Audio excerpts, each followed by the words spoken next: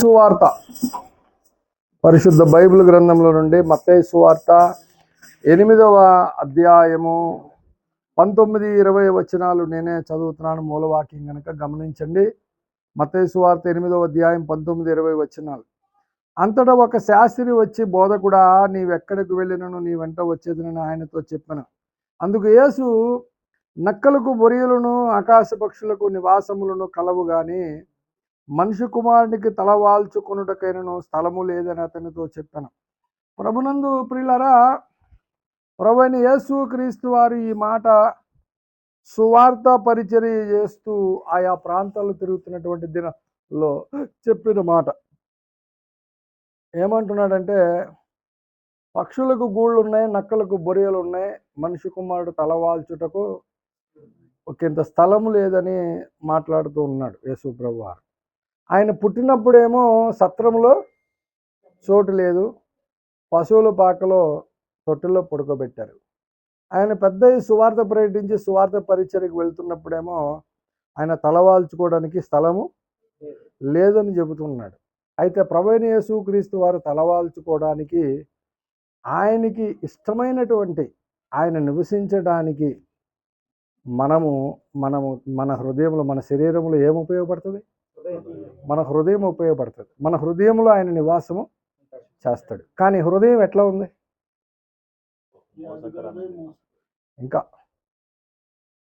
మీరు బహు మోసకరమైంది లేదా భయంకరంగా ఉంది, ఇవన్నీ కూడా ఆదికాండము, ఇర్మియా గ్రంథము ఇవన్నీ చూసి చెప్తున్నారు. నేనేమంటున్నానంటే, ఆదికాండములో ఉన్నట్టుగా హృదయాలు ఈనాడు విశ్వాసుల్లో ఉన్నాయా? అట్లాగా ఆదికాండంలో ఎలాగుందంటే హృదయం చూద్దాం ఒకసారి. ఆదికాండము 6వ అధ్యాయంలో దేవుడు మాట్లాడుతున్న మాట, 5వ వచనం, 6:5, నరుల చెడుతనము భూమి మీద గొప్పదనియో,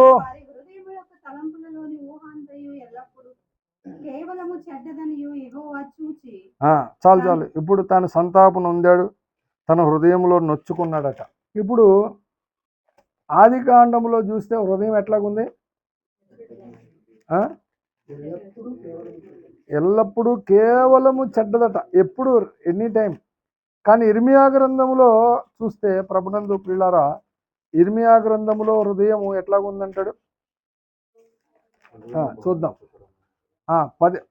17వ అధ్యాయము ఇర్మియా గ్రంథం 17:9. హృదయము అన్నిటికంటే మోసకరమైనది, అది ఘోరమైన వ్యాధి కలది, దాన్ని గ్రహింపగలవాడెవడు? అంటే ఇప్పుడు ఈ మోసకరమైనది హృదయములు, ఎల్లప్పుడూ తలంపులు చెడ్డగా అన్నటువంటి ఈ హృదయాన్ని యేసు ప్రభు వారు కోరుకొని ఆ హృదయంలోకి ప్రవేశించి మనకు రక్షణ గురించి అని లోపలికి వచ్చాడు. ఇప్పుడు మోసం చేయాలనే తలంపు ఉండదు, చెడ్డగా తలంపులు ఉండకపోవచ్చు. కానీ క్రైస్తవ సమాజంలో హృదయం ఎట్లాగుందని పౌలు భక్తుడు చెప్పారు. ఎవరని చెప్తారా? పౌలు భక్తుడు చెప్పాడు, ఓ కొరింథీయులారా, అరమరిక లేకుండా చెబుతున్నాను. ఎలాగుందంటే మీ హృదయము సంకుచితమై ఉన్నదన్నాడు. కొరింథీయులకు రాసిన 2వ పత్రిక 6వ అధ్యాయము 11, 12 వచనాలు ఎవరైనా చదవండి గట్టిగా. మీతో మాట్లాడుచున్నాను, మా హృదయము విశాలపరచబడి ఉన్నది, మీ ఎడల మా అంతఃకరణము సంకుచితమై ఉండలేదు గాని మీ అంతఃకరణమే సంకుచితమై ఉన్నది. మీ ఎడల మాకున్న అంతఃకరణమునకు ప్రతిఫలముగా మీరును మీ హృదయములను విశాలపరచుకొనిడి. మీరు నా పిల్లలని మీతో ఇలాగూ చెప్పుచున్నాను. ఈ మొత్తం వాక్యాన్ని ట్రాన్స్లేట్ చేస్తే బాగుండేది, సంపచ్చత కదా. దేవునికి స్తోత్రం. మంచిది, అయిపోయింది వాక్యము, టైం సమయం సరిపోలేదు. అయితే ఇప్పుడు విశ్వాసుల హృదయాలు ఎలా ఉన్నాయి? సంకుచితంగా ఉన్నాయి. ఎలా లేవు? విశాలపరచబడితే ఏమవుతుంది? హృదయము విశాలపరచబడితే అన్నీ, ఇంకా ఒకటి కాదు, 2 కాదు, విశాల హృదయం కలిగి ఉందనుకోండి. అందుకనే ఓఫీర్ గారు సువార్త పరిచర్య చేయాలంటే ఏం కావాలన్నాడు? మొన్న చెప్పా, 3 విషయాలు చెప్పా. సబ్జెక్టు మీద విషయ పరిజ్ఞానం కావాలి. రెండోది ఆత్మల కొరకైన భారం ఉండాలి. మూడోది ఏం కావాలి? విశాల హృదయం కనుక లేకపోతే సరైన సేవ, సత్యసేవ, స్వార్థ సత్యమును ప్రకటించలేడు. విశాల హృదయం కలిగిన వాళ్ళే సత్యాన్ని ఉన్నట్లుగా ప్రకటించగలరు. ఎందుకంటే సంకుచితంగా ఉంటే ఏమనుకుంటారో, ఏమవుద్దో, వీళ్ళు వస్తారో రారో, ఏం జరుగుద్దో అనే దీంట్లోనే పరిచర్య ఉంటుంది. కాబట్టి దేవుడు మనల్ని తన పుట్టుకను గురించి ప్రచురము చేయాలనుకున్నప్పుడు యేసయ్యను గురించి ప్రచారం చేయాలన్నా ఏం కావాలి?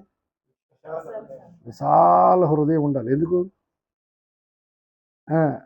ఎందుకు ఆయనను గురించి అంటే గొర్రెల కాపరులకు దూత ఏం చెప్పాడు? మహాసంతోషకరమైన సువర్తమానం. పాపమాలకు తెలియదు, వెళ్ళారు, చూశారు, ఆరాధించారు, ప్రచారం చేయాలని వెళ్ళిపోయారు. ప్రచారం చేస్తూ కొన్నాళ్ళకి ఏం తెలిసింది? ఆమె యోసేపుకు ప్రదానం చేయబడినప్పుడు ఈమె గర్భవతి అయిందండి అని తెలిసింది. ఇప్పుడు అలా తెలిసిన తర్వాత ఈ గొర్రెల కాపరులే ఒకవేళ నమ్మాల్సి వస్తే ఎలాంటి హృదయం ఉండాలి? ఉంటే దూత చెప్పాడు కాబట్టి, దూత ప్రచారం చేసింది కాబట్టి, పరలోకం నుంచి వచ్చి దూత చెప్పింది కాబట్టి అది ఏమైనా అవ్వండి సార్, మాకు అనవసరం. ఆయన క్రీస్తు యేసు మమ్మల్ని రక్షించే రక్షకుడని ప్రచారం చేస్తారు. అంటే ప్రచారం చేయడానికి కానీ, సంఘములో ఒకరితో ఒకరు కలిసి ఉండడానికైనా, ఒకరి అతిక్రమములు దోషములు కప్పడానికైనా ఏం కావాలి? క్షమించడానికైనా ఏం కావాలి? అది లేనప్పుడు క్రీస్తుని ప్రకటించడం చాలా కష్టం. అట్టి విశాల హృదయంలో యేసయ్య ఉండాలని, నివసించాలని ఆశపడుతున్నాడు. అట్టి భాగ్యం ప్రభు మనకు దయచేయను గాక. ఆమేన్.